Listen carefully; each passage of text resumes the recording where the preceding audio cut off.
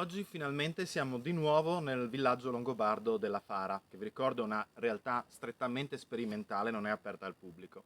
Chi ci segue sul canale sa che negli ultimi mesi, un po' per le incredibili piogge dell'inverno e della primavera e un po' per gli intoppi della vita comune che a tutti capitano, abbiamo dovuto trascurare il villaggio. Rincomincio oggi da solo, poi nelle prossime settimane, insieme agli altri membri dell'associazione, a recuperarlo e a riprendere tutti i progetti lasciati indietro. Come si dice in friulano, però, non è mai un mal che non si dia anche un ben. Queste incredibili piogge di quest'anno, a febbraio ha piovuto il 200% rispetto alla media, e vi assicuro che la media in Friuli è alta, ci hanno fatto scoprire che, ad esempio, la Grubenhaus Slava, alle mie spalle, per il terreno in cui siamo, è stata scavata troppo in profondità e c'è spesso un allagamento di risalita durante le piogge molto intense. Quindi i primi lavori a cui mi dedicherò oggi e poi con gli altri nelle prossime settimane saranno tutti relativi a permettere il deflusso delle acque da questo terreno. Tutta questa zona è una zona semipaludosa, ma nei secoli passati, proprio per permetterne l'utilizzo come campi, come prati e come boschivo, era stata munita di diverse canale di scolo, che poi, come sempre capita nella nostra società post-industriale, sono state trascurate.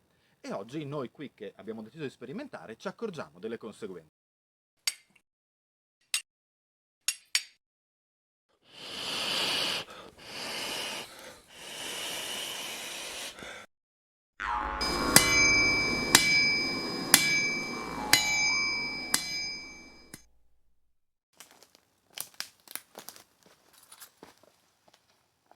Eccoci qua, io al momento sono all'interno di una di queste canalette.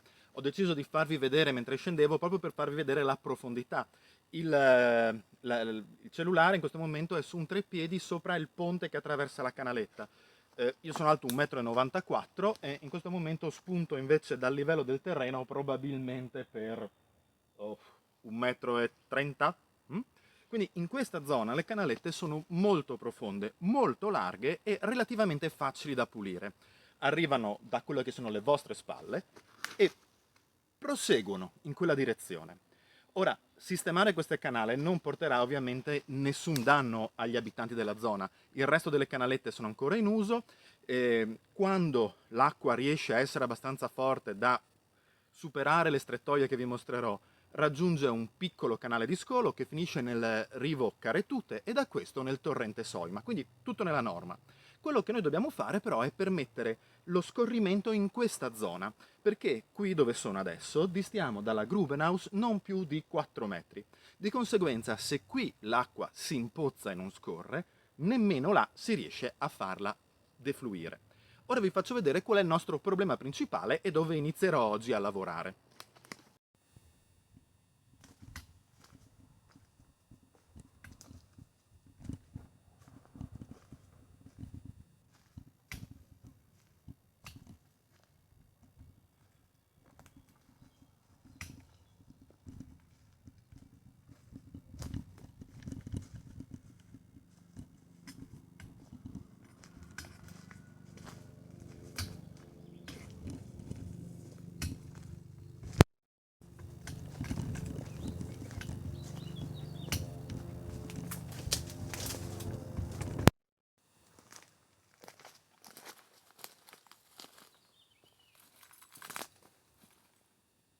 Eccomi qua, spero che mi si senta e mi si veda.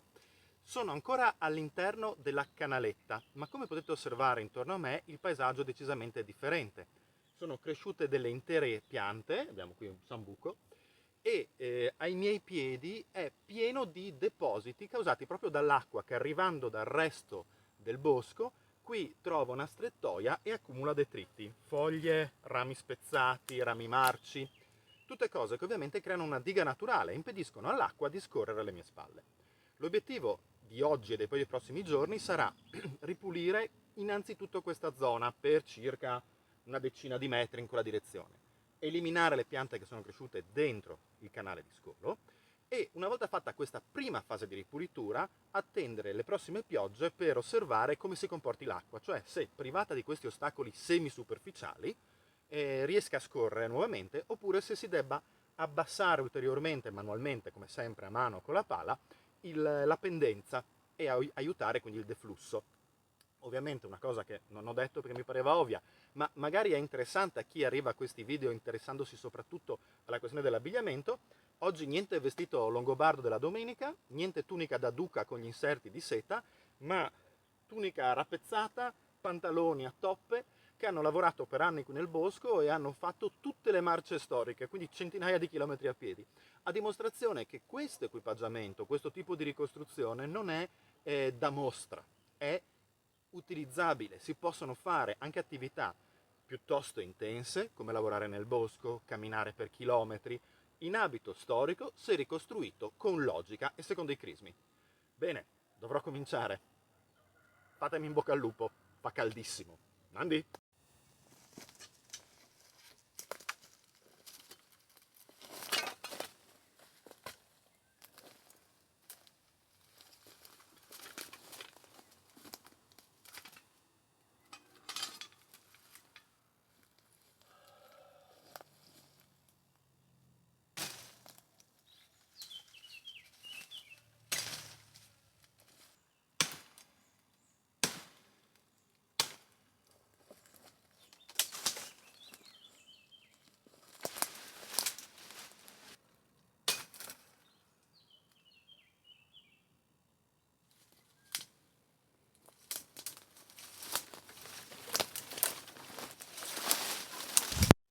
Ho deciso di non tagliare completamente il sambuco perché mi sono reso conto che da questo lato il bosco è in buona parte protetto dal sambuco stesso, se no ci facciamo direttamente su un campo coltivato.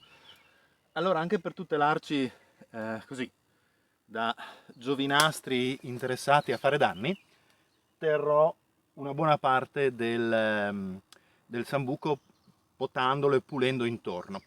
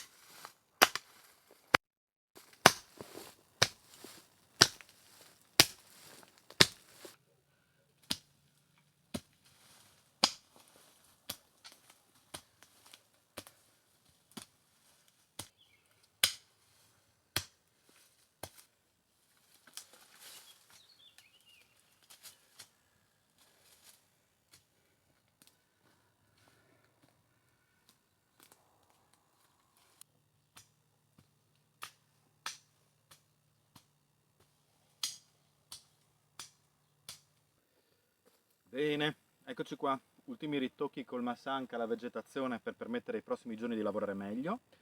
Stiamo andando verso le 10 di mattina, sono arrivato poco prima delle 7 ed è una di quelle belle giornate che andrà sui 33 gradi probabilmente, forse di più.